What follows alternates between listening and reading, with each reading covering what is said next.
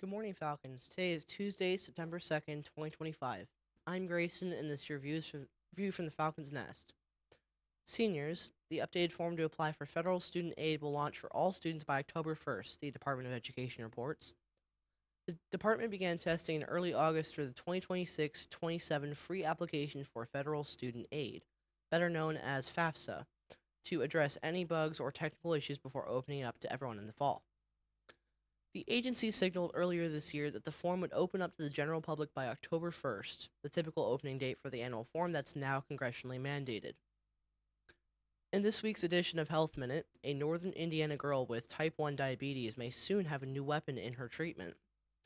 5-year-old Mabel Lowry may have a specially trained dog that can help her deal with diabetes.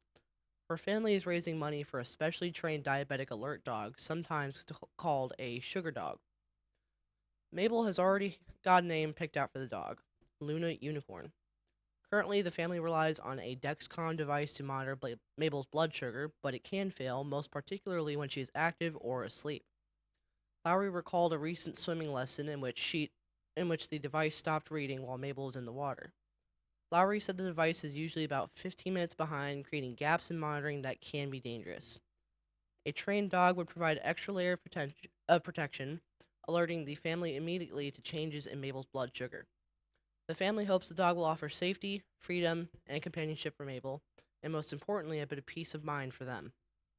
Lowry said the goal is to raise $30,000 covering the $25,000 cost of the dog and $5,000 for weekly trips to top-notch dog training in Elkhart, where the dog and family will undergo months of training.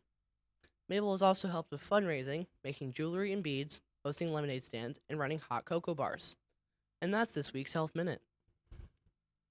Crews are continuing to control and extinguish remaining hotspots after battling a large fire at a barn on Sunday evening in the western part of St. Joseph County, WND reports. It happened around 5 p.m. in the 27,000 block of Early Road. According to officials, at least 9 different fire departments were called to help put the fire out. Crews worked late into the night to bring the fire under control, and officials say they decided to return to the scene on Monday morning because there was still too much fire and smoke emitting from the destroyed barn. And now to weather with Kobe.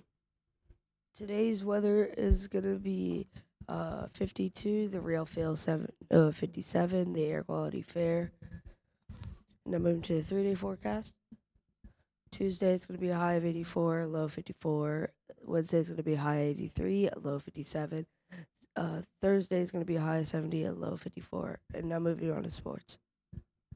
The girls and boys soccer teams both came away with 1-1 ties against larger schools Saturday. The girls tied Laporte while the boys tied Michigan City.